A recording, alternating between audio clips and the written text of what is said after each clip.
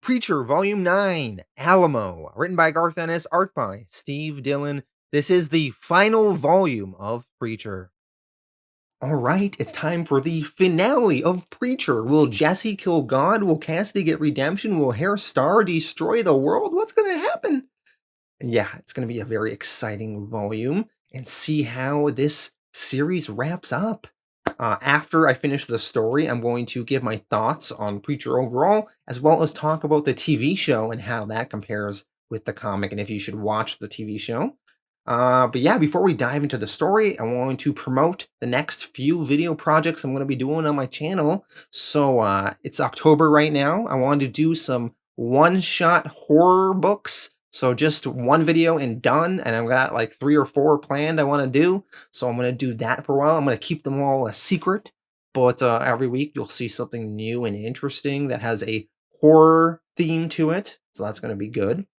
And then when I'm done with that, my next long-form series I'm going to do is Criminal by Ed Brubaker, which is a kind of a smaller title. If you're not someone that follows comics very closely and reads what critics are saying, you might never have heard of this series because it is not very mainstream, but it is very good, very critically acclaimed, one of my favorite series. It's like Reservoir Dogs or Pulp Fiction. It's a pulpy crime noir book, really fun. Each volume is its own self-contained story. The characters may appear in multiple volumes, but each volume is kind of its own thing. So even if you don't love Volume 1, you might love Volume 2 and 3.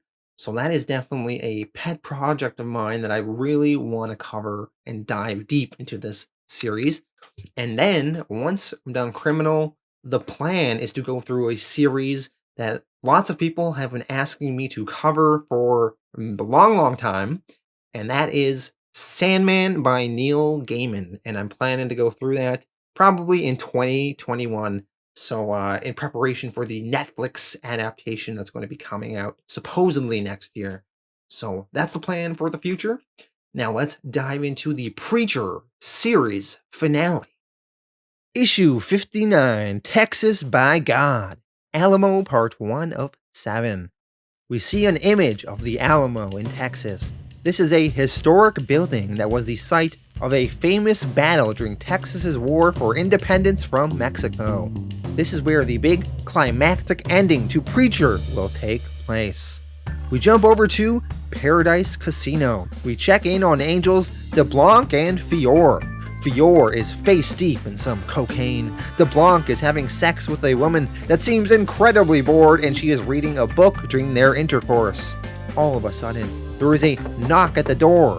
Fior goes to open it, and it is Jesse. Fior tries to slam the door shut, but Jesse kicks it open. Jesse then walks over to Fior and heads over to DeBlanc, and DeBlanc comments, "Shit, this is so unfair, I never even came, and now I'm a dead man." After everyone calms down a bit, Jesse is talking to the Angels. He's got some questions for them. He wants to know how he can get in contact with the Saint of Killers. And Jesse also wants to know about something called the Fall. The Fall was some sort of war in heaven. Fior and DeBlanc explain the Fall. So the Lord, he announced his giant leap forward back in the day about life on earth and not in heaven. Life that could think for itself and decide its own spiritual destiny.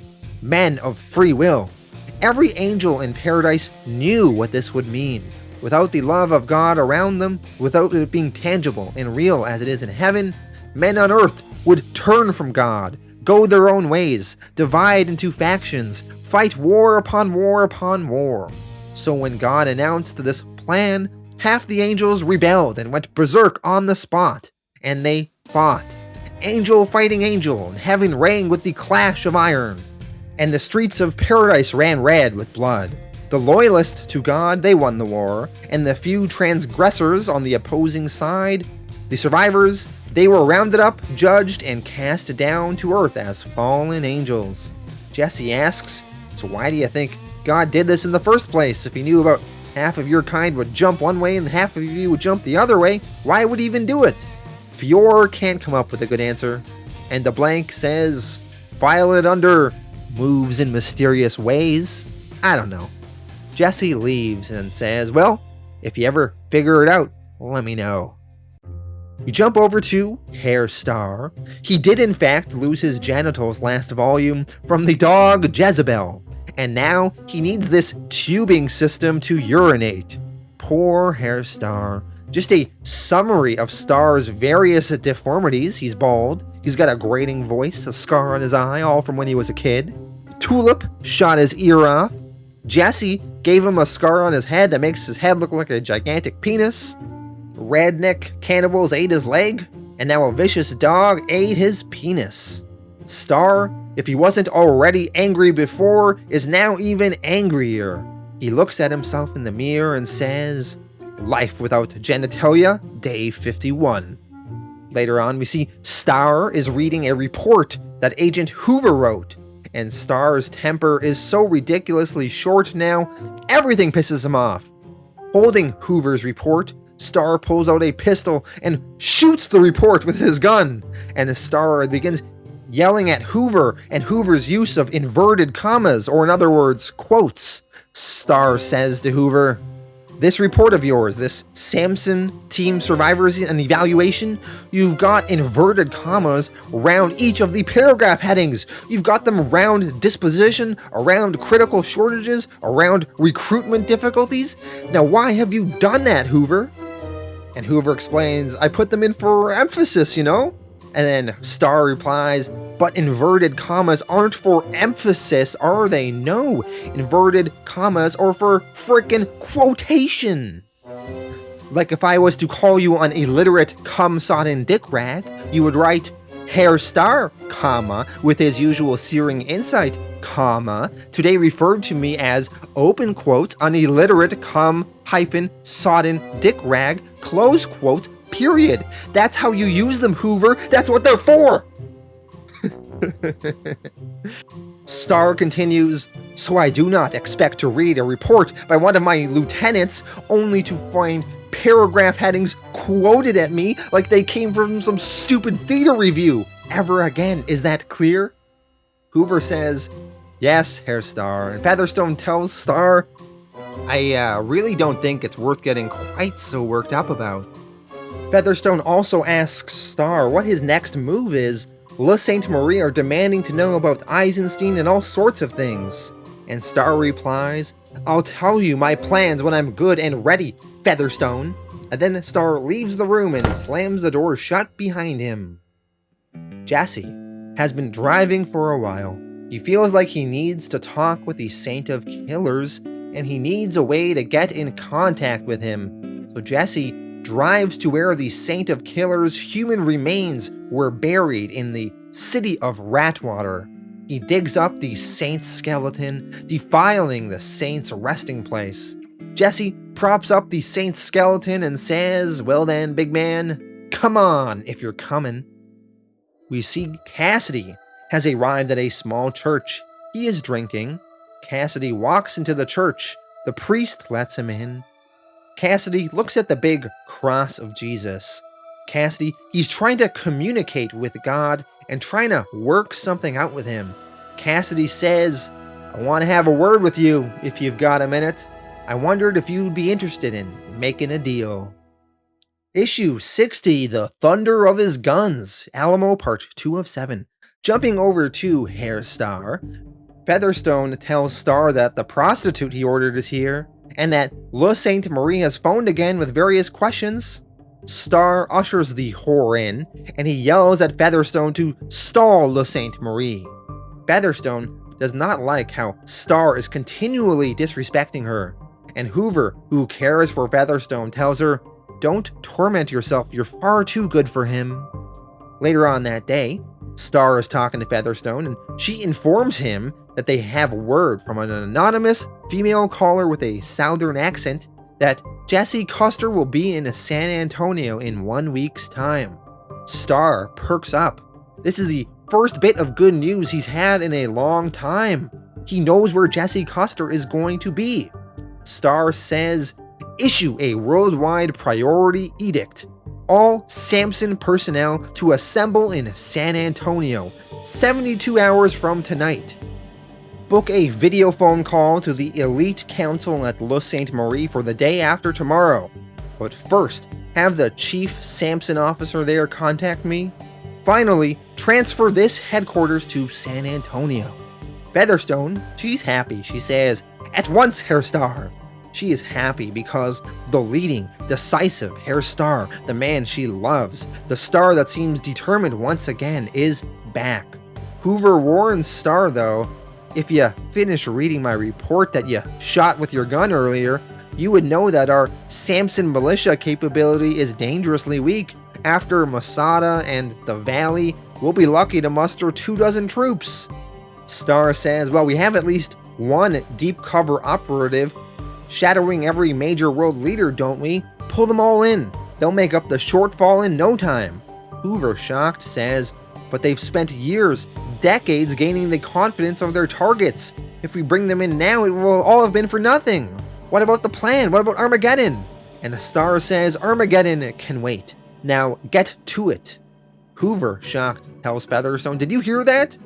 Featherstone, she is just basking in Star's commanding and says, oh, that's the Herr Star, I remember. So Featherstone is just ignoring Hoover's skepticism. Jesse's ploy to get a face-to-face meeting with the Saint of Killers appears to have worked. The Saint slowly starts walking over to Jesse. The Saint tells Jesse, well, I'll give you this, preacher. I never met a man so set on dying. Jesse says he heard from the angels in Vegas that the way to get your attention is to disturb your grave. So I came out here a Ratwater and dug up your carcass. The Saint is angry that Jesse disturbed him, but Jesse says he has a plan for the two of them to get God for all the bad he's done.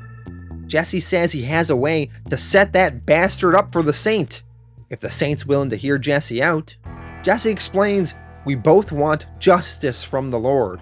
You for your family, me for the crimes of this flawed creation of his and the suffering it brought.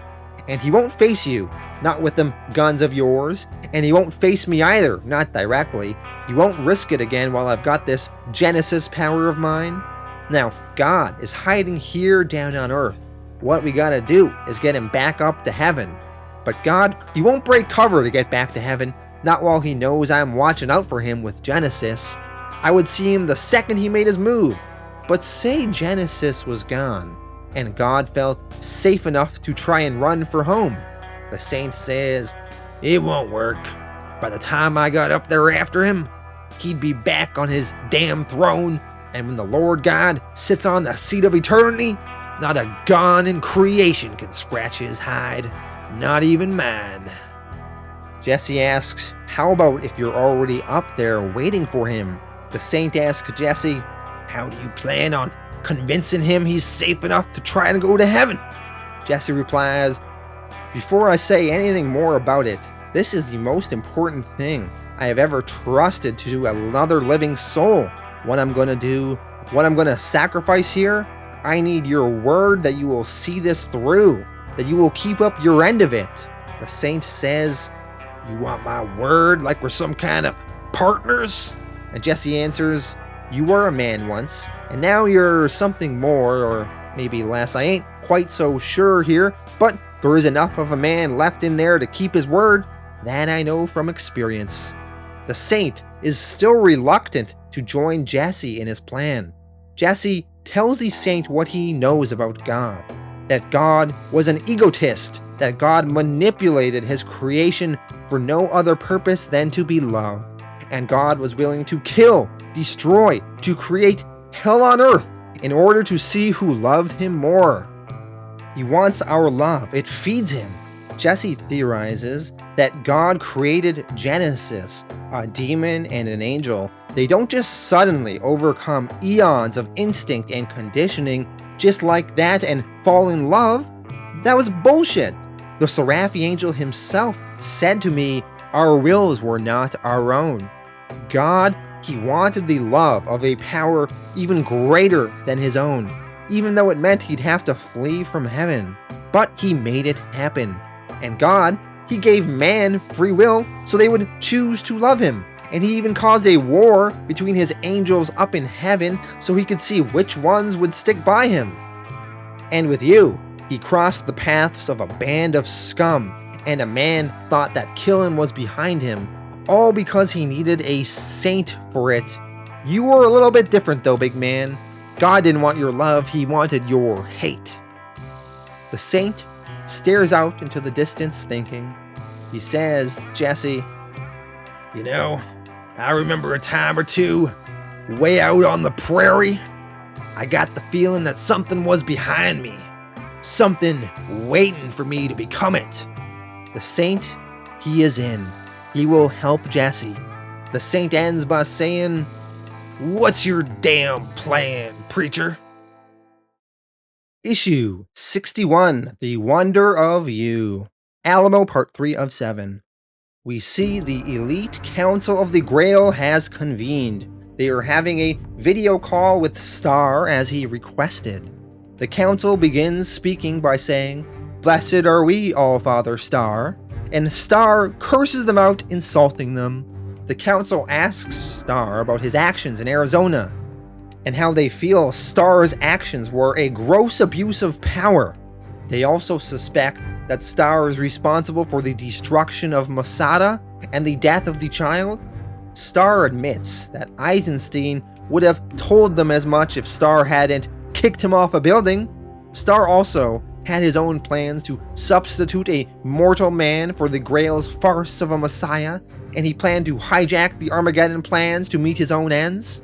The council doesn't understand why Star would kill Eisenstein to maintain the secrets, only now to tell them the secrets himself.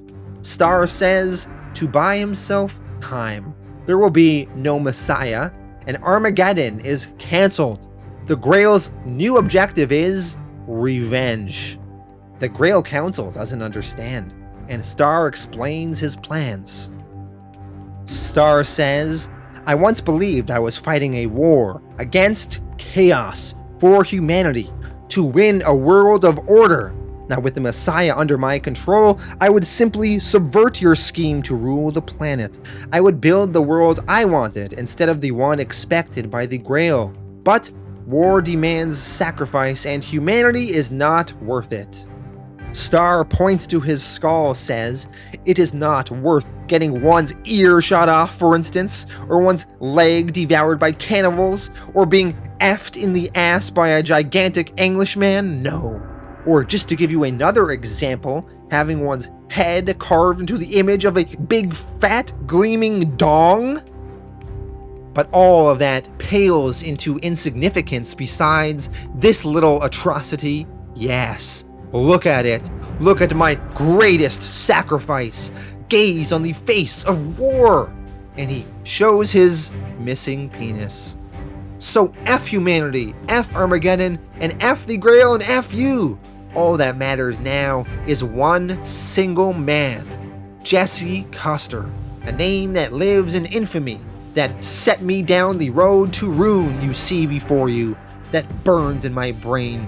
The resources and material you would have pissed away will bring about his doom. To summarize, Star no longer cares about the greater plans of Armageddon. The only thing that matters now is his revenge on Jesse. The Grail Council, disgusted by Star's plans, will have none of it. They are going to send Grail units to take Star down. Star, however, is only speaking so freely with them now because he has already double-crossed them. A Grail Council member says, "The door is locked. I can't hear anyone outside at all." Another council member asks, "What is that smell?" And Star explains it is chlorine gas. He is having it pumped into their meeting area, and they will all die soon. It will feel like drowning. The council members start clutching their throats, and Star says, "I was sacred executioner. I trained every Samson man in the Grail since 1982. Were his duty to his All-Father not enough?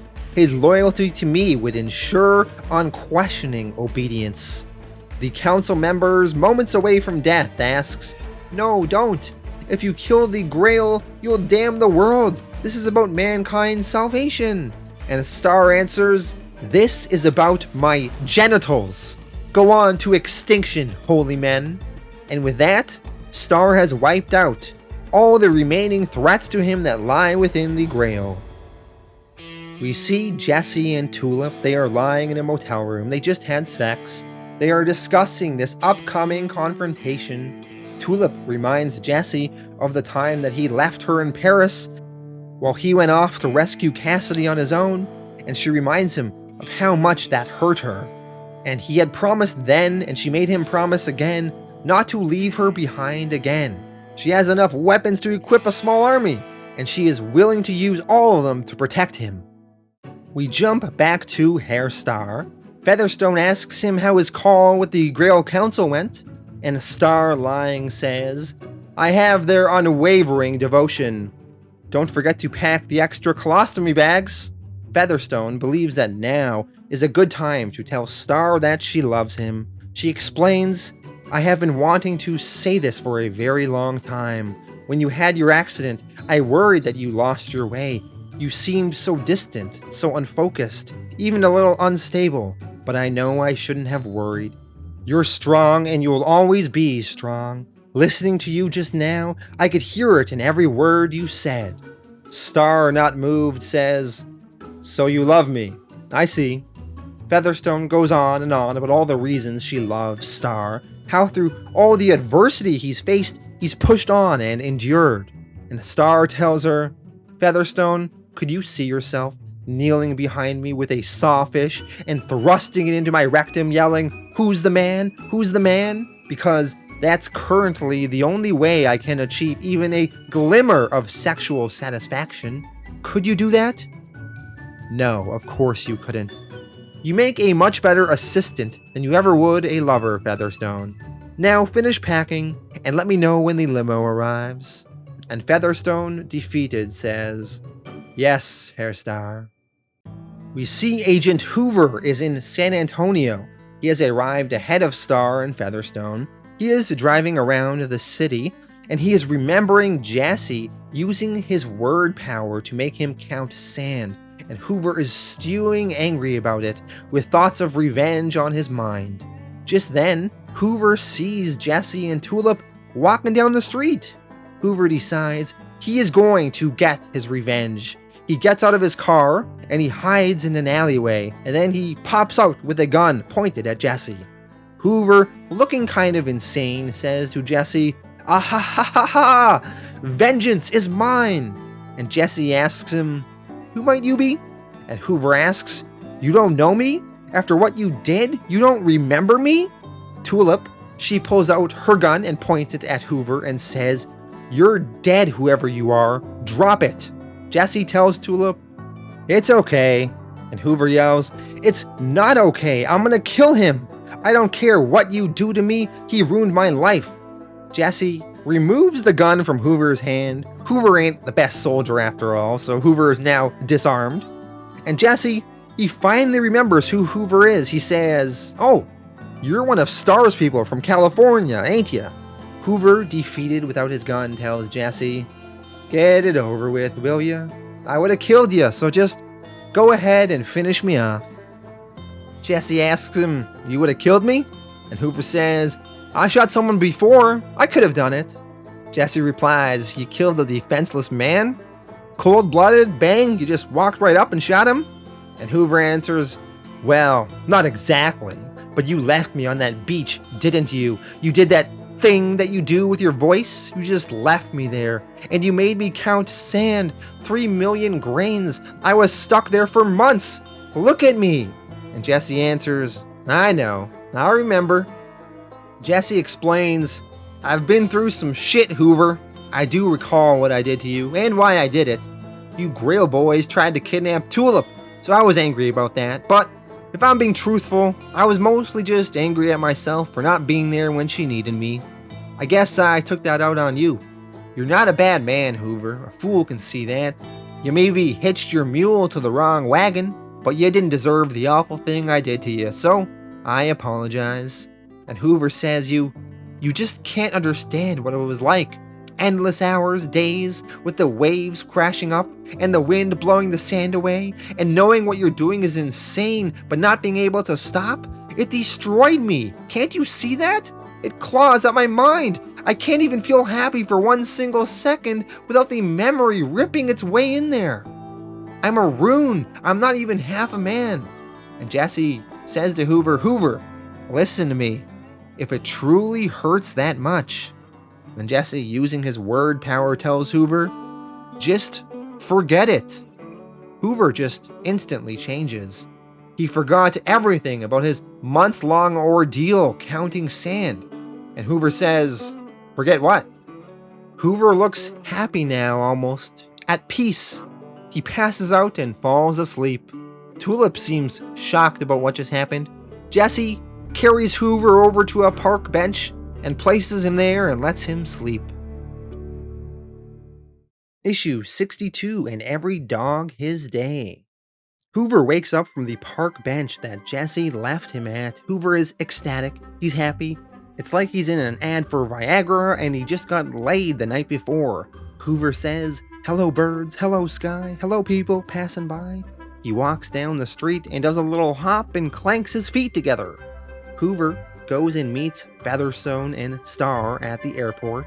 Hoover carries Featherstone's bags for her. Star asks Hoover to carry his suitcase for him as well while he's at it, but Hoover, who's now happy and self-confident, says, I'm already carrying Featherstone's bag, sir. It won't kill you to carry your own things for a change, will it? Later on, when they arrive at the hotel they are staying in, Hoover works up his courage and he tells Featherstone that he loves her. And he goes into a whole speech about how much he loves her. And when he finishes, Featherstone, who was looking at a report and a picture of Herr Star, says, what? I'm sorry, Hoover. I tuned out completely there. What was you were talking about? Hoover, shattered a little bit, says, nothing. We check in on Eugene. The last time we saw him, his music career was destroyed. Eugene is driving along and we see he's driving into the town of Salvation, Texas. The town where Jesse was a sheriff of in Volume 7. As Eugene enters the town, the people that see him in his car start vomiting. Eugene enters Jody's bar and grill, and all the patrons begin vomiting there as well. Eugene says it's okay, it happens all the time. Eugene heads back to his car, and he sees some men are picking on that Lori Bobs and her one eye. One of the fellas says to her, get a job in the circus, bitch! Lori cries out, I can't help being different. Eugene yells to the men, stop it, stop it, stop being so cruel, and he runs towards the guys while slobbering is just flowing from his mouth. The guys picking on Lori run away, freaked out by Eugene's appearance. Eugene asks Lori if she's alright. Lori says she is. She asks if Eugene is staying in town for a while. Eugene says he's actually just passing through. Well, she insists that Eugene stay for some food before he gets back on the road. It's the least she can do. So inside Jody's bar and grill, we see Hector, the token town Mexican. He actually got a new job at the new plant in town. He's the foreman now. And he jokes that the rest of them were too busy making wetback jokes to ask if he had any formal education. Now he has more money and is more successful than all of them. All the other white people that used to make fun of Hector, they are now laughing at his jokes and sucking up to him. Lori, talking to Eugene, shares that ever since Cindy became sheriff in the town, there's been no more trouble. Now in walks Conan Quincannon. Conan, the brother of Odin Quincannon, and a much better man. Conan wanted to make up for his brother's misdeeds, so he opened a sewage treatment plant in the area. His business, which hired locally and paid a fair wage, brought jobs to Salvation and turned the whole area around. Conan Quincannon became known as the man who saved Salvation. Lori and Eugene continue talking. Eugene explains how he used to be a rock star, but that's all over now. He doesn't really know what he's gonna do now. He's got no money, no job, and he doesn't really know how to do anything. But he is through with fame. Lori excuses herself for a second. She's gonna get them some more food. Now Eugene, he is talking with Christina, or Jody, who is tending bar. Eugene asks what is wrong with Lori's eye. Not her appearance, I mean, but she seems to be seeing things that aren't really there. Christina explains that Lori has a condition in her brain where sometimes her brain gets different signals from her eye than it's supposed to. So she sees a house, but her eye tells her brain that she's looking at a herd of hogs, and so on. But don't let that fool you. Lori is a bright, bright girl.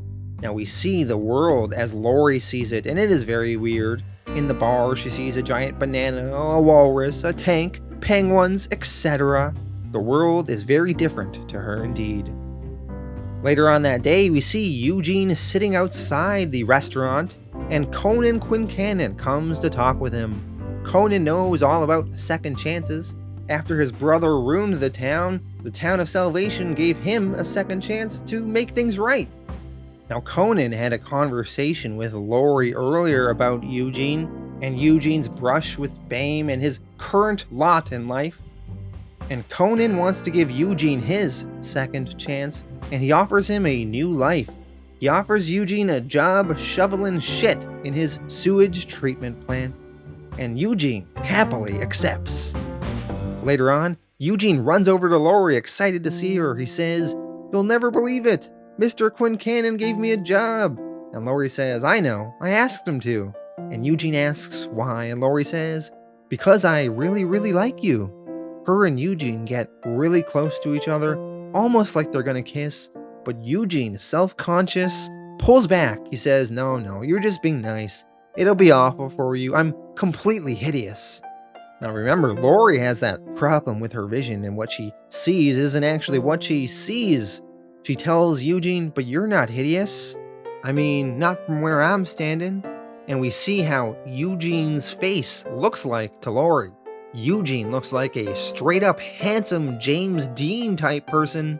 Lori says, "I just can't understand why you would be interested in me, with my eye and everything." And Eugene says, "Well, beggars can't be choosers." And the two of them kiss, and we assume that they will live happily ever after in the town of Salvation. We jump to Jesse and Tulip in a motel room. Tulip asks Jesse, "So when are you gonna tell me what your big plan is anyway? I mean, every time I ask you, you ever so subtly deflect the question by banging my brains out." Not that I'm complaining. Jesse says, "I'll tell you tomorrow, baby. I promise." Tulip also asks Jesse, "Why do you take pity on every loser and freak who jumps out of nowhere and sticks a gun in your face? You did it with Assface, and now you did it with Hoover." And Jesse explains, "Oh, Assface and Hoover, they got no evil in them. They're innocent and they made dumb choices. I guess everyone deserves a second chance to get things right when you get down to it." Tulip asks, "Everyone?" Jesse, he doesn't answer, but he's deep in thought, thinking about Cassidy most likely, and if Cassidy deserves a second chance. They both go to bed. Issue 63, Jesse's Girl. We see Herr Starr is on a rooftop in San Antonio. He asks Hoover for some binoculars. Hoover gives him some. Starr has had all the local police stay clear of the area. They will not interfere in his operation. Starr wants various Grail snipers positioned on the rooftop around the Alamo. Starr asks if there has been any progress on identifying the informant that told them that Jesse was going to be here around this time. Featherstone says there's been no progress. Starr removes the binoculars and yells at her and tells her, "Well, get on with it then." As Starr removed those binoculars, it is revealed that he has two black circles circling his eyes, most likely from shoe polish being painted on the binoculars. Hoover is in the background, laughing his ass off. He's the one that's pulling this little prank on Starr. Featherstone, she's a little bit shocked at Starr's appearance.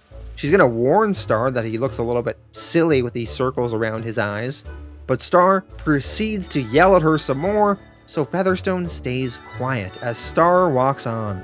Starr has to go address all the Grail soldiers that have arrived in San Antonio. Back over to Jesse and Tulip. They are in their motel room. Jesse gives Tulip some water, and she drinks it. And then Jesse pulls Tulip close and kisses her, and tells her that the best day of his life was when she turned around and he saw her face for the first time. And then Tulip passes out. Jesse tells her, "I'm so sorry." Jesse has drugged Tulip through the water. He didn't want her partaking in the dangerous mission.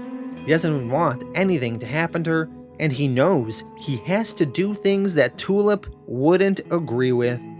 When Tulip wakes up, she is gonna be pissed.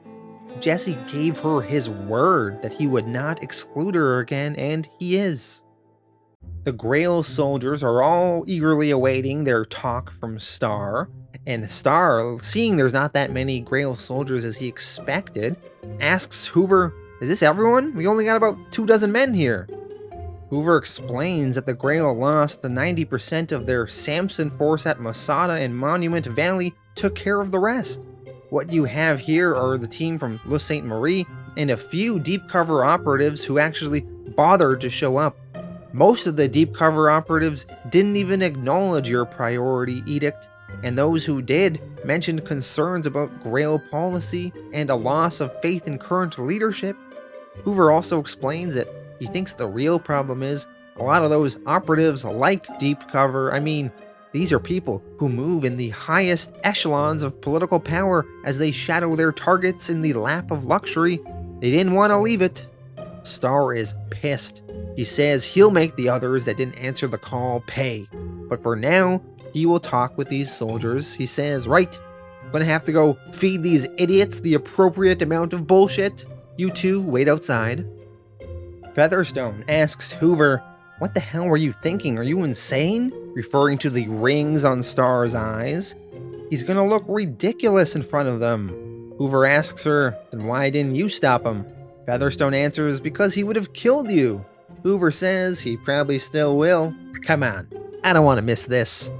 Let's watch from the door, and then I'll make myself scarce for an hour or two."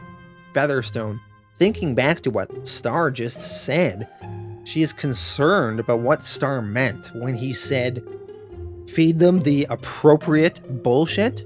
She is getting a sense that Star does not truly believe in the mission anymore. Star is giving a speech to various soldiers. He tells them the hour of destiny is at hand. The final battle is about to begin, and you are the men who are going to fight it. Star lies about the elite council of the Grail, saying that they were the ones responsible for the bombing of Masada, and that is why Star had to take them out. Star says there's one last thing they must do before they can begin Armageddon. They have to kill the Reverend Jesse Custer. Jesse is the most lethal enemy.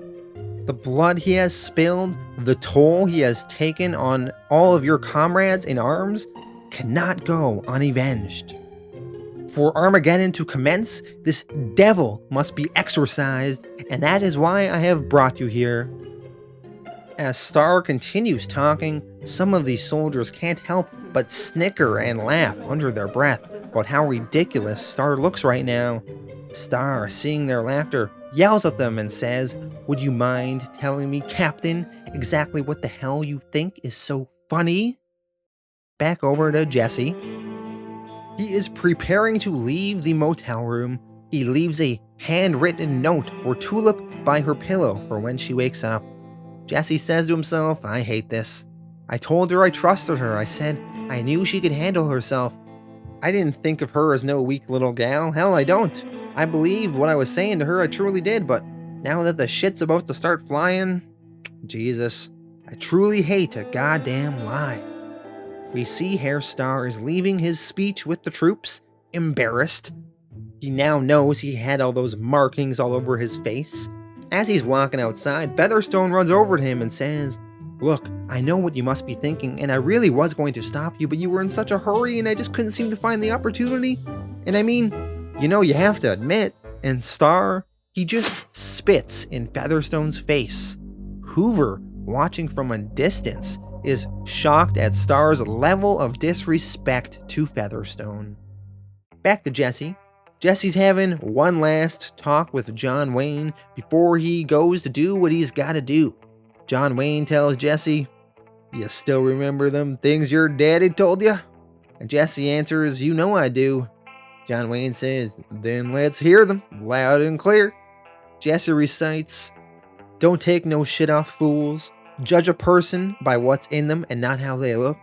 Do the right thing, and you gotta be one of the good guys, son, because there's too many of the bad." John Wayne replies, "You think you lived up to them words, Pilgrim? Think you been one of the good guys?" Jesse says, "I don't know. I ain't got the slightest idea."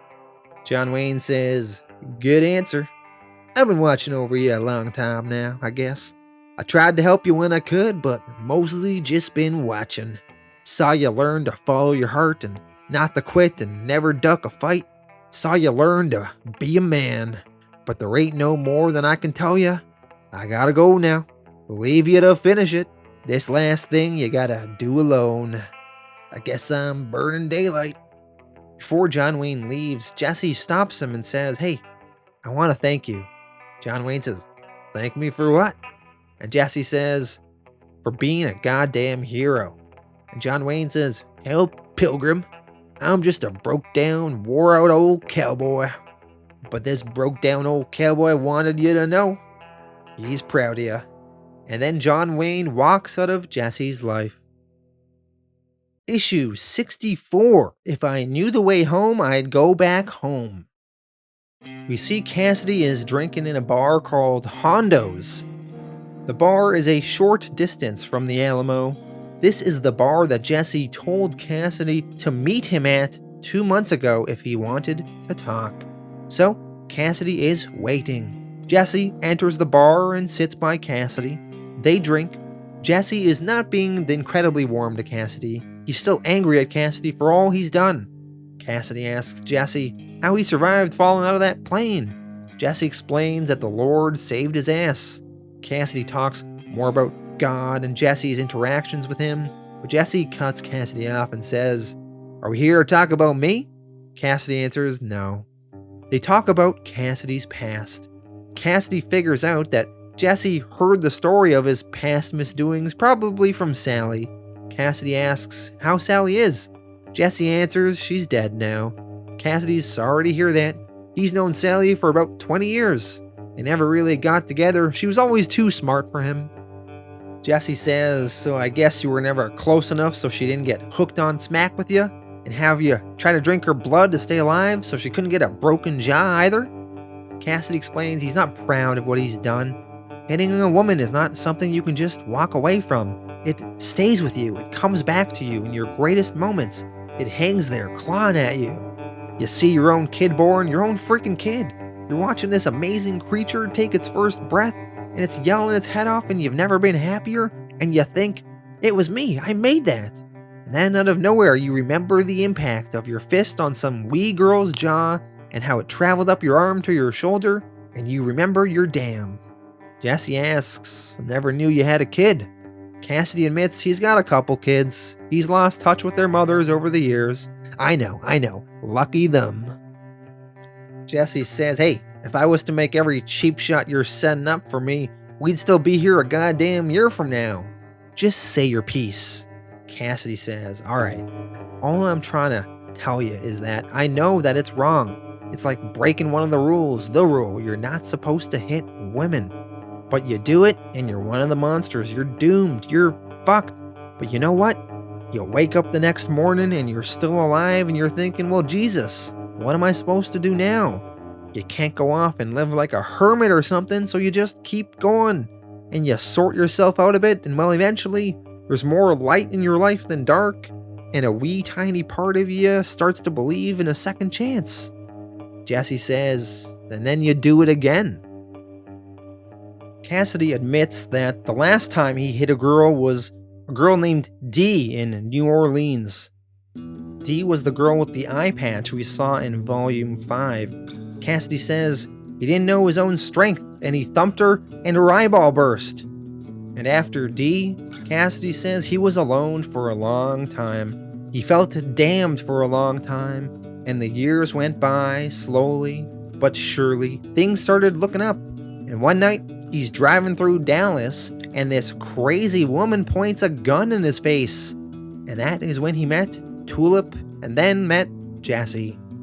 Cassidy admits, I suppose what I really wanted was for Tulip to grow to like me more and more, and eventually just, well, choose me, but for it to be okay with you anyway, so we'd all still be mates. And Jesse replies, well, that has to be about the dumbest, most pathetic thing I've ever heard in my life. And Cassidy says, in retrospect, he knows it was stupid.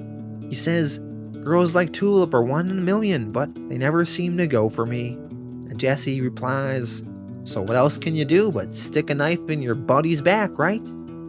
Cassidy rationalizes his actions by saying, it wasn't like that. I thought you were dead. We both thought you were dead. And she was asking me for these pills, and she needed them at first, but I should have got her off them, but I guess I didn't want her sober. Oh, Jesus. Jesse criticizes Cassidy some more, and Cassidy says, hey, you think you know it all, don't you? But you can't even imagine. Can you imagine getting buggered for money? Or beating your girlfriend who loves you? Or killing a man and then only remembering you did it 2 years later? Or what about having your body waste away till you're clawing worms out of the ground to eat? Can you imagine a solid decade of addiction sinking lower and lower and getting worse each day till you realize there's no ground floor in hell? I OD'd this one time somewhere nobody knew me, so I woke up in the coffin and I had to spit out the embalming fluid and pull the stitches out of my eyelids, but there was no frickin' blood to drink, so I had to wait a month down there till all the meat grew back, and then I'd dig my way out of my own frickin' grave? Jesse says to this sob story, the way you make it sound, you had all that done to you instead of you being the one that did it. Cassidy asks Jesse, so what's next? Jesse answers, well, I've been thinking about that, and I reckon what I'm gonna do is take you out in the street and beat the living shit out of you. And then I never want to hear from you again. Cassidy, shocked, says, what? And Jesse says, you heard. I want you to know how it feels to be beaten and helpless, to have fists crashing down on you and not have a goddamn thing you can do about it, to be the victim for the first freaking time in your life. Cassidy says, Jesse, I'm as strong as 50 men. Jesse, confident in his ability, says, then I'll kick your ass 50 times. Cassidy continues, but I mean, this is stupid. I don't have to fight you. I can just fuck off or stand there while you wear yourself out. And Jesse says to him, when the time comes, boy, and then using his word power, tells Cassidy, you better fight like hell. Cassidy still can't believe that this is what Jesse wants. All of a sudden, a big guy walks up behind them in the bar and threatens them, saying, hey, I bet my buddy, Big John $5, that you two got lost and came in here by accident. And if I was to even talk to you, you'd hightail it out the door and not say a damn word. So what's it gonna be, ladies? Cassidy and Jesse have no choice, as much as they hate each other right now. For old time's sake, they gotta have themselves another bar fight. They clink their drinks and get ready to fight. We jump back over to Tulip. She wakes up all drowsy from Jesse drugging her, and she sees the note that Jesse left for her. She reads the note and yells, no! We will learn the contents of Jesse's note later, but it is enough to rile Tulip up. She straps on some body armor and gets ready and says to herself, I'm gonna kill him. I'm gonna save his stupid life for him, and then I'm gonna kill him. Jumping back over to the bar, we see Jesse and Cassidy have won the bar fight, and Jesse asks Cassidy if he's ready to go outside so the two of them can throw down. Cassidy, he really doesn't want to. He says, come on, man. Can't we just sit down and have another drink and maybe talk a wee bit more? And Jesse says, there ain't nothing more to be said. Cassidy, he asks for a few more hours to himself then, so he can do himself some thinking, and then he'll meet Jesse wherever he wants. Jesse says, I'll be waiting in front of the Alamo at 5 a.m. and don't make me come looking for you. Jesse leaves and Cassidy sits at the bar and has himself another drink. Issue 65, Shoot Straight, You Bastards! This is part 7 of 7 of the Alamo arc, and this is the second to last issue in the Preacher series. It is now 5 a.m. Cassidy and Jesse, they are meeting in front of the Alamo.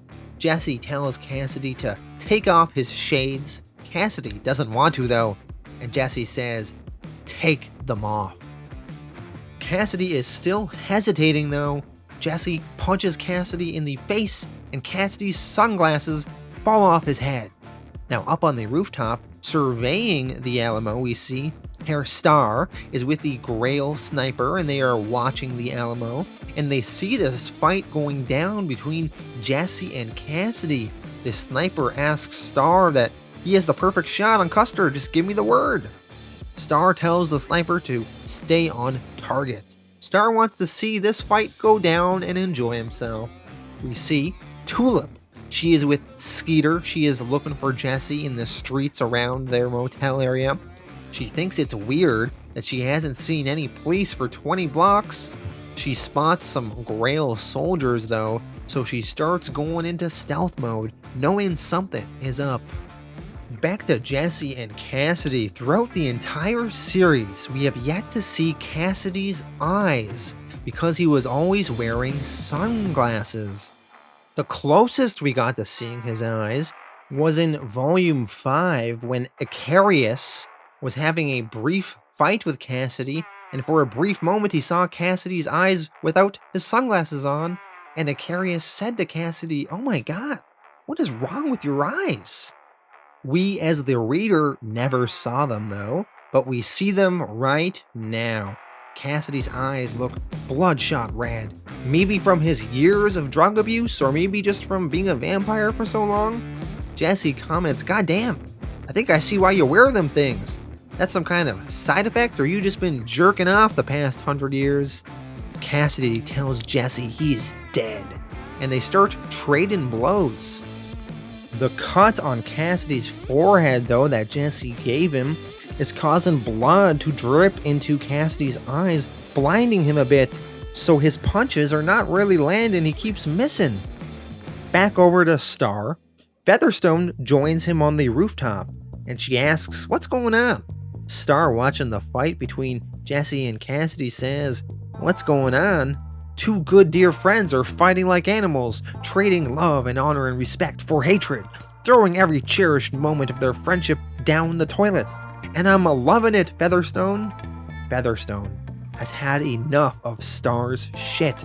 She tells him, "God, you really are a monster, aren't you?"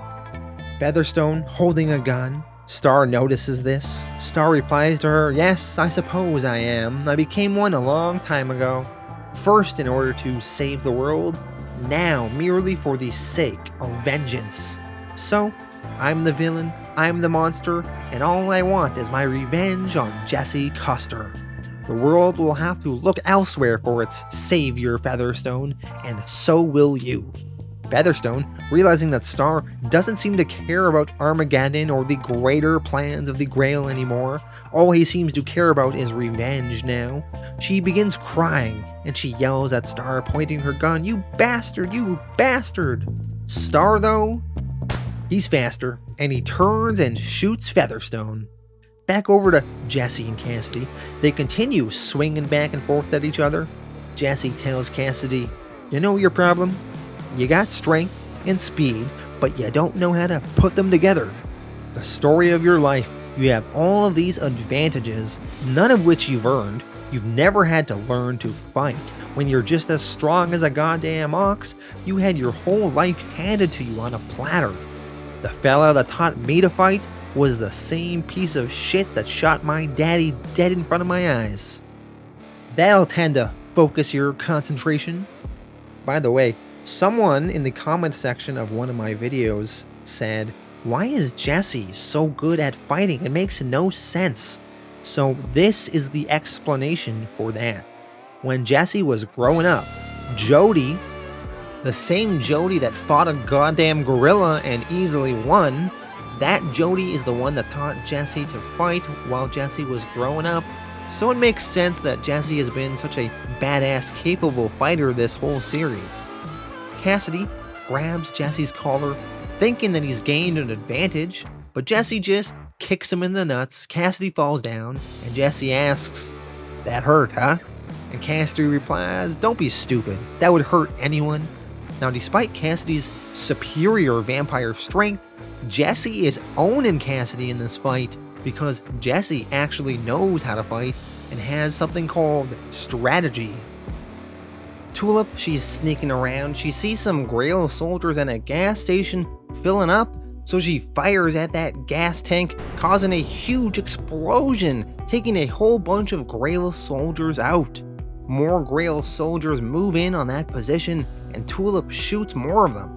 Tulip asks one of the Grail soldiers, "Where is Star?" The soldier tells her that Star is on a rooftop facing the Alamo. Tulip then takes that guy out. She is angry, and determined. Back to Jesse and Cassidy. Jesse asks Cassidy, "Are you alive or are you dead?"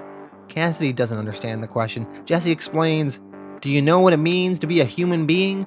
Do you understand things like giving your word and sticking by folks you give it to? Does that mean anything to you? Or are you just a corpse stitched into the shape of a man? Some kind of blood-sucking monster that don't even know it's dead? Because the way you've been going through life, I don't think you're too sure yourself." Cassidy, he gets up and says, "Come on then, come on, I'll show you." Cassidy, he's swinging at Jesse, but he's still having trouble seeing and he's missing. Cassidy's yelling at Jesse, "Who the F do you think you are, saying these effing things to me? Who are you to judge me?" Jesse replies, feeding Cassidy punches over and over again. "I'm the son of a bitch that never beat a woman, Cass. God damn you, you asshole. Why the fuck did you let me down so bad?" Back to Star. Hoover enters the rooftop now. He has found Featherstone down below, and Hoover calls Star a motherfucker, an evil, twisted motherfucker. Hoover, he had a recurring problem throughout the series where he couldn't swear, and he wouldn't say that particular swear word, he just said. Well, now seeing the love of his life, Featherstone, dead, he is finally able to curse, although Star also shoots Hoover dead as well. Back to Jesse and Cassidy. Cassidy, crawling on the ground, says, "Help me." Jesse, confused, asks, "What?" Cassidy replies, "Help me, I said. You're the only one that can." Jesse's confused. He's like, "What are you saying?" And Cassidy says, No, you listen to me now. It's my turn to speak. And be totally freaking honest now. The first time we met by that roadside when the cops were after you and Tulip, you looked me in the eyes like you were weighing up what sort of fella I was, and you asked if the two of you could have a ride when you could have just taken my truck, and then you let me stick around later too. Why'd you do that? Jesse answers, because I thought I was looking at a good guy. Cassidy says, "And you're such a brilliant judge of character too. But you know something? I came back to rescue you later, after we both told each other to screw off, because I knew the Saint of Killers was coming to get you, and I thought you were a good guy too, and it turned out to be the first decent thing I've done in years." And Jesse says, "As I recall, you messed up that rescue." Cassidy says, "I screw everything up. That's not the point, and you know it. The point is, I tried. Can you not see that? I'm not the total monster. I do know right from wrong." Jesse asks him, "And you think knowing you're a bastard is some kind of excuse for it? That lets you off the hook for preying on people and treating them like trash? All of that shit?" And Cassidy answers, "No. All I think is there's maybe a spark of hope, but I'm gonna need help if I'm gonna make anything of it." Jesse, he doesn't want to forgive Cassidy. He says, No freaking way. I can't believe you got the balls to say that to me. I ought to rip your freaking head off." And Cassidy says, "What the F is this? Are you made of stone or something? Look at me. Look at me." He's got blood in his eyes. He can't see. He says, "I'm your friend, and I'm asking you for help. I need to be forgiven. I need to be dragged out of this awful nightmare I live in. You always used to go on about this country giving people a second chance. Well, where's mine? Do I get a second chance, Jesse? Can you reach out a hand to a friend?" And Jesse replies, You had 1,000 chances. You're the one who made your life into a nightmare. Cassidy yells back, Jesse Custer? It's not so easy to stand by your friends when they're stuck on the road to hell, is it? Something about Cassidy's words got to Jesse, and he says, God damn it, Cassidy. All you ever had to do was act like a man. And Jesse reaches out his hand to give it to Cassidy, and Cassidy grabs Jesse's hand. But then Cassidy punches Jesse into the air. We see Tulip. She arrives at the building that Star is on the rooftop of. She passes by Featherstone and Hoover, dead along the staircase on the way upstairs. Tulip shuts Featherstone's eyes as she walks by. Back to Jesse and Cassidy. Cassidy is surprised to see that Jesse is still standing, still alive. He says, Jesus, what the hell do they make lads like you from? Oh man, would you look at the state of the pair of us? Jesse asks Cassidy, what are you doing? Cassidy tells Jesse, my timing's a bit off. I wasn't expecting to get such a kicking from you. But I don't deserve to be your friend, Jesse. I'll always be an asshole, and I'll never be someone you can really rely on. That should be painfully obvious now. I don't deserve your friendship, and I don't deserve salvation. And I mean, after the kind of things I've done, hitting women for Jesus' sake, you can't be forgiven for evil like that. You've gotta burn it out. Cassidy sees the sun is about to rise. Jesse, realizing what Cassidy is considering, says, no! Cassidy, you asshole, don't! And Cassidy says, it was enough that you took my hand. So long as a fella like you will do that for me, then I know I've got some good in me somewhere, and I know I'm not totally damned. Jesse's still injured. He's on his knees. He says, don't do this. Don't be so crazy. You gotta get out of the sun. And Cassidy says, I'll tell you the funny thing about America, Jesse, and I should know, I've spent most of a century seeing it. It's a brilliant frickin' place if you're smart about it. It'll give you everything, but Jesus, it'll wear you out. Cassidy looks back at Jesse and says, cheers, mate. Jesse says, no, Cassidy, you don't have to. I don't want this, I swear to God, Cassidy, no! Cassidy, talking to the sun, says, hello there, you big blonde son of a bitch. And he embraces the sun's light and explodes into flames, killing himself. Jesse, still not wanting Cassidy to die, even after all he's done, yells Cassidy's name. Air Star, who has been watching this all goes down, sees the fight is now at its end, and he tells the sniper, now. Jesse gets shot in the head. Genesis leaves Jesse's body. We see it escaping to somewhere in the atmosphere. The sniper, seeing Genesis, asks, what was that? Tulip, all of a sudden, enters the rooftop, and she shoots and kills the sniper, and she gets a couple of shots off on Star. Star fires back at Tulip and hits her in her vest, making her fall back. Star begins charging at Tulip, firing at her. He's yelling, I'll kill you, you whore. I'll kill every last one of you bitches. You took my cock. Tulip gets a shot in her shoulder and she fires back at Star. Star tells her, F you, you were too late. I've got you now. And Star fires his gun in her butt. He is out of bullets. His gun is just clicking, signifying the empty chamber. Tulip, she points her gun at Star's neck, blasting upward, shooting out Star's brain. Star says, shit, and he falls over and dies. Tulip then runs down the steps and runs outside. She makes her way across the street to the Alamo, and she sees Jesse there lying dead with a bullet wound in his head, and he is covered in the ashes of his dearest friend. Issue 66, A Hell of a Vision. We have now arrived at the final issue of Preacher. We see the long note that Jesse wrote Tulip and left by her pillow in issue 64. Jesse, in the note, explains to Tulip that he was scared that she would get hurt or killed, so he drugged her. He explains everything he learned about God and God starting a war in heaven and creating Genesis and his obsession with being loved, and how God is not a loving God. His actions are the twisted machinations of a being dangerously set on being adored. And because of this, Jesse believed that humanity must be free of God if they are ever to have any chance of making it at all. God deserves to die for all the things he's done, which is why Jesse made a deal with the Saint of Killers. The Saint was going to kill the Lord Almighty. Jesse writes, "The Saint can only kill God if he's got God in his sights, and the one place he can be sure of finding God is in heaven.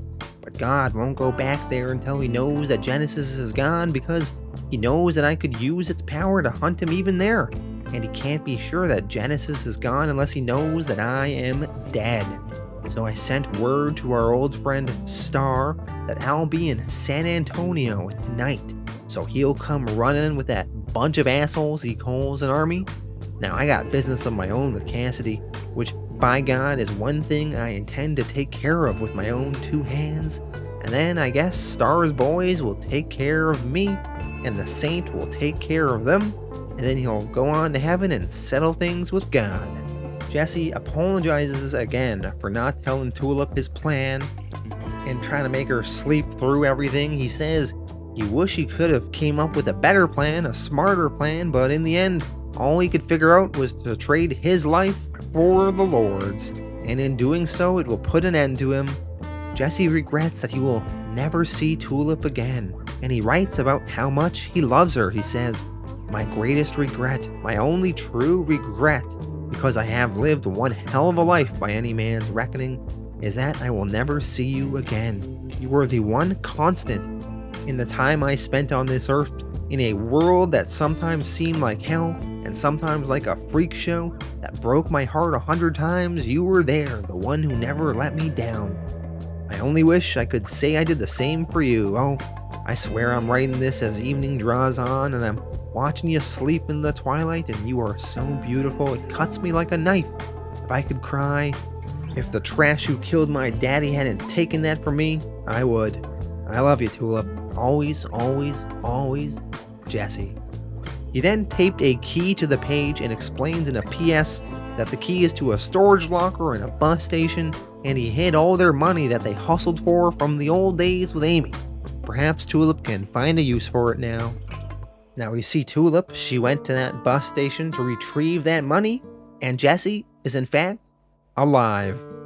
They must have already had their big scene where Tulip is shocked that Jesse is alive again, and now Tulip is over that and she is just pissed because Jesse ditched her. Jesse, he was brought back to life the same way that Tulip was back in Volume 2. Jesse, talking to Tulip, says, "I'm alive, but I know I was dead, and it's something I can't quite put behind me." Tulip says that's pretty much how she felt too when it happened to her. Jesse tells her, "I wasn't sure if I would catch you here." Tulip, still angry, says, "You didn't. I'm out of here. You are never going to see me again. Do not try to persuade me otherwise. You made a promise the first time you pulled this shit. You said you would trust me to handle myself, and you would never leave me behind again. You think breaking your word doesn't matter when it's to a woman? You think that's something that only counts between men?" Jesse says he's got no defense. He asks her where she's gonna go, and Tulip says wherever the hell she wants. New York, probably. Tulip asks Jesse where is he gonna go. Jesse says he doesn't know. He woke up in an ambulance this morning, paramedics staring and screaming at him like he just busted out of the grave. He had to jump for it and run like hell. He didn't have time to get his head on straight. But the word power is gone, and he may have came back to life, but Genesis didn't come back with him. Jesse says he doesn't know how he did these things or how things stand with the Saint of Killers and God. All that is a mystery. Tulip asks Jesse, "Well, your great quest has come to an end, so now that that's all over and you've got your chance to count the cost, tell me, was it worth it? Where does all that macho bullshit really get you, Jesse?" Tulip, she leaves the bus station. Jesse, he sits on the ground in that bus station with his thoughts, and as he is sitting there, he reaches into his pocket and sees a handwritten note that Cassidy wrote him before he died. There is a ridiculous amount of handwritten notes we are going to be reading this issue. Cassidy, before he died, wrote to Jesse to tell him, "If you're reading this, it means you reached out your hand to me. That might not sound like a big deal to you, but it bloody well was for me. I'm telling you, I suppose by the time you get this, I'll have found out if it saved me." Cassidy goes on to say how much he appreciates Jesse and how Jesse didn't give up on him and how much that meant to him, and he wishes that he was a better friend to Jesse, and he apologizes for all the shitty things he did. And he ends his note by saying, "The only thing left to say is thank you, and goodbye, mate, Cassidy." And Jesse, replying to the note, says, "Goodbye to you, my good friend." Alright, let's get some explanations on things. We jump back in time a bit to the first issue in this volume, issue 59, when Cassidy went into that church. He wanted to speak to God and make a deal with him. Well, Cassidy and God spoke. Cassidy, talking with God, offered him a deal. Cassidy knew that God couldn't relax as long as Jesse had these Genesis powers of his, and Jesse can't relax because he feels like he's gotta do what he's gotta do. So what Cassidy offered God was that he would fight Jesse and beat the shit out of Jesse, soften him up so Jesse couldn't resist, and then when Jesse was all weakened, God could step in and get rid of the word of Genesis and all of that. And in return, Cassidy wants God to ensure that Jesse would live, no matter what. And Cassidy also wants to live himself. Now, even though things didn't transpire exactly as Cassidy planned, even though Jesse was shot down and Cassidy burned into the morning sun, God still decided to fulfill his end of the bargain with Cassidy all the same. So God returned Jesse to life, as well as Cassidy. God explains he did this because he is a loving God. Back to Jesse in the present day. He is sitting in a park, talking to his dog, Skeeter. He is debating whether or not he should go after Tulip. As if he doesn't, this has all been for nothing. He sees a nearby horse. He is contemplating riding that horse to catch up with her. Although Jesse is strongly against horse theft, as we know from the Tall in the Saddle storyline, but the owner of the horse is yelling at the horse for trampling some flowers and whatnot. He says, "You stupid nag, straying off again? All this damage is gonna come out of my pay." Watching this, Jesse thinks that this little horse theft will be justified. We see Tulip. She is stuck in traffic on the freeway, and she also has a note in her bag. This is the third note we're gonna have to read this frickin' issue. This note is from Cassidy to Tulip. Cassidy wrote this before he died. Cassidy apologized for everything he did to her. He also wanted to set the record straight on something. He explains that when we both thought Jesse died falling out of that plane, you asked me if he said anything before he fell. And I lied to you. I said no, he didn't, because I couldn't even stand you having that wee bit of him to hold on to. Well, he did say something, Tulip. He said, "Tell her I love her," and then he made me let him go. Cassidy. All of a sudden, Jesse rides up on the horse beside Tulip in her car. Tulip asks, "You came after me?" And Jesse replies, "I had to. People like you and me don't find each other too often in this damn world. Please come with me, Tulip." Tulip replies, "No, that's not fair. You have no right to say that to me and you know it. You'll hurt me again and you'll break another promise. Can't you see it makes no sense for me to come with you?" Jesse replies, "Oh, Tulip, of course it doesn't. What we have, it ain't born out of reason or logic because love never is. It's stupid and crazy and irrational because it comes from in here. And that is one thing that'll never make no sense. But I do know that I have got to change a little. If this macho bullshit you talked about is gonna keep getting in the way, we don't gotta just accept the way things are, just like we don't gotta let ourselves be lessened by death or any other damn thing, just like we don't need no God to shape the world for us. We can make our own lives the way we want them." Jesse then, crying, says, "Or we ain't worth nothing. Now take my hand and I'll swear I'll love you till the goddamn stars go out." Jesse is crying. Jesse hasn't cried since the day his dad died. He vowed never to cry again. But here he is, crying. Tulip says, You're crying." Jesse replies, "I guess I must be learning." We jump to heaven. God is ascending the stairway to heaven. He is saying, "I am the Alpha, I am the Omega, I am the morning star, the Lord of hosts, your God, returned at last to heaven, my rightful place. And once back upon the throne of paradise, my rightful power will be regained." As God enters the throne room, he sees the Saint of Killers is there waiting for him. The Saint has killed all the Seraphi angels up there, and he is standing between God and his throne, and God says, "You?" And the Saint replies, "Me." God asks, "You slaughtered the entire host?" And the Saint replies, "Fools got in my way. You got this coming, boy. More than anyone, you got this coming." And God asks, "This is about the Saint's wife and child?" And the Saint replies, Them in the hell you made of this world." And God argues, "But it is my creation." And the Saint replies, "It's outgrown you. You should have found the sand to face the preacher. The power of his or not, you might have had a chance against him. Now you have none."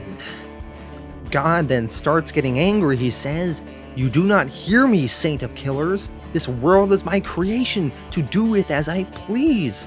And it is given unto none to judge me, to stand against me, to..." The Saint, he is not intimidated though. He points his gun, and God kind of gets scared, and he says, "Please don't. You don't understand. You cannot know what it was like to be the creator in the time before creation. There had to be a world. It had to be the way it was. Men had to choose to love me. I was alone. I wanted to be loved. But no matter how dark this world is, I am a loving God. I do good. I kept to my bargain and brought the preacher back to life. Just let me pass to take my throne once more, and I will have the power to do some good for you as well. I can give you anything, your heart's desire, your wife and daughter alive once more. Lower the weapon, let me pass. Please, think what I'm offering. Imagine it. Do not kill me, I implore you. Please, please. What is it you want?" And the Saint just replies, "To rest." And he fires his revolver, killing God once and for all. Back to Jesse and Tulip, we see them riding the horse Jesse stole, abandoning the traffic jam, Skeeter following behind, and Tulip asks Jesse, "Where will we live?" And Jesse replies, "America." Tulip asks, "What will we do?" And Jesse replies, "I ain't too sure, honey. I figure we'll kind of make it up as we go. I don't know if I told you, but I never really wanted to be a preacher." And Tulip asks, "What do you want to be then?" And Jesse replies, "Hell, girl, can't you guess?" As they ride out into the desert. I assume Jesse wanted to be a cowboy. Up there in heaven, the Saint has killed God, and he sits on God's throne. He lowers the brim of his hat, and he rests. We see Cassidy, alive again, human. He is sitting out in the desert, and he is able to watch the sunset. We see his eyes are no longer messed up. Cassidy stands up, he tosses his sunglasses away, and he says to himself, "I think you were right, Jesse. I think I'll try acting like a man." And he walks over to his truck, and he looks at a photograph, and he drives off.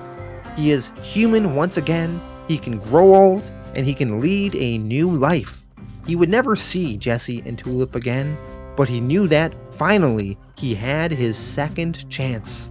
And we see the photograph he was looking at, and it's a photo of all three of them, Jesse, Tulip, and Cassidy. And with that, that is the final image that ends the series.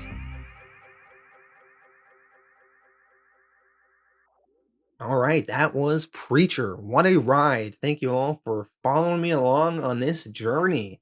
my thoughts on this series.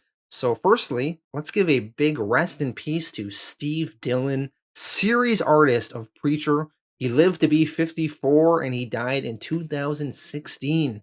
That death really hit me the hardest because he does such a good job on these books. And I've read so many comics that he did the artwork to, whether it be this series or his Punisher series he also worked on with Garth Ennis. So yeah, Steve Dillon. He really can draw violence in a entertaining, funny, amusing way. Just such a great artist. I really thought Preacher ended in a satisfying way. We had resolution for all the various characters. So we had Assface living happily ever after with Lori Bobs in the town of Salvation. Everyone in the town of Salvation is in a better place now because this Conan Quincannon guy came in. So that was good. Hoover and Featherstone, they died in this volume, but they had some good redemption moments where they finally told Star off, and that was very satisfying. Of course, Star kills them, but which is appropriate. But I thought their character arcs resolved in a satisfying way. We had the Saint of Killers killing God and resting on the throne of heaven now. So the Saint of Killers up there, so that was good. We had Jesse and Cassidy slugging it out, having very deep conversations, arguing. I loved all of that back and forth between the two of them. Jesse just destroying Cassidy in the fight because Jesse, he knows how to fight where Cassidy doesn't, even though Cassidy is strong. I really enjoyed their conversation. It really reminded me of in The Boys, Garth Ennis's other series, the relationship between Butcher and Huey and how they were friends, but they kind of became enemies in the end. And that's sort of what we have here. They're really borderlining that friend enemy zone, the two of them. But I thought that wrapped up pretty well. And then in the end, we do have Cassidy alive at the very end of the book. And he's going to have that redemption. He's going to have that second chance to live as a human. So I thought that was a nice way to wrap up Cassidy's storyline. You had Jesse and Tulip living happily ever after. Jesse coming back to life. Jesse crying, finally able to cry again and show his emotions and win Tulip back over. So all that was really good stuff. So yeah, the negatives I think are there was a little bit too many letters in this volume. I had to read like 3 or 4 characters' letters to other characters. Kind of lazy, but yeah, I really liked this ending. I'm gonna give it a 9 out of 10. I really enjoyed this series. Hope you all did as well. Let me know your thoughts in the comments of what you thought about Preacher overall and how this series wrapped up. All right, I'm going to talk about the Preacher TV show now and my thoughts on that. So, the TV show has a really good tone, really good style, really good intro, really good theme song. Like it feels like Preacher, and they really nailed that. The casting is fabulous, really good casting. So we have Jesse, really good. Cassidy, Assface, Saint of Killers. It's like they're the characters from the comic on the screen. It's just really good. Tulip, they really went in a different direction with Tulip. So Tulip is played by this black actress, and normally I hate when my comics make changes like that, when they change a male to a female character or when they change the race of the character, but Tulip on the TV show did a fabulous job. I really liked her as well. But really, the star of the TV show to me is Hair Star. My God, that guy is amazing. I absolutely love him on the show. He is so fun. It's like it's like he's the comic book on the screen. It's just crazy insane how good that guy is. It reminds me of The Boys, the guy that they have playing Homelander, how he's just perfect. Well, Hair Star was perfect on Preacher. So really good. So there's lots of stuff over the 4 seasons of the AMC show of Preacher that I did like. However, they veered from the comic too much and they really didn't do justice to a lot of the storylines. They abandoned certain storylines. They completely did things that weren't even in the comics, some of which I liked. So Hitler is a character on the TV show, a recurring character, and it's funny. Hitler, he comes up from hell and then he's working in a sandwich store. Cassidy had a storyline with his son named Dennis, and that was really fun and interesting. So this guy Dennis, he's like 80 or 90, but he's Cassidy's son, and Cassidy's like in his 30s, and he keeps talking to his son, who's like way older than him. So that was really something fun to explore. Which in the comics we learn that Cassidy does have a whole bunch of kids, but we never meet any of them. So there's some stuff in the TV show I do like that they expand upon, but really, there's so many things in the TV show that they just didn't do right. They went in this different direction. They wanted to do something else. They bought the rights and they didn't want to follow the comic. They wanted to do their own thing, which I always hate when they do that. And in the end, they just didn't end the show in a satisfying way. Season 4 of the show, I feel like the show wasn't as popular as they hoped, and they wanted to move on to other projects, but they had one season to wrap it up, and the last season was just terrible. It was a very terrible way to end the show. I struggled to finish it. I ended up watching it over months because I couldn't do it, but I wanted to power through just to see how they ended it. And God, it was just so bad. So yeah, really disappointing ending. But do I think you should watch the Preacher TV show? I think it's still worth checking out. I think there's still some fun moments in there, and you want to see how they adapted it and the things that they did do. But man, in the end, you're probably gonna be a little bit disappointed, but still, it's worth seeing, man. It's worth seeing, I guess. Yeah. Thank you all for watching, though. That's my thoughts on the Preacher TV show, and thank you for following this journey of Preacher over these 9 volumes.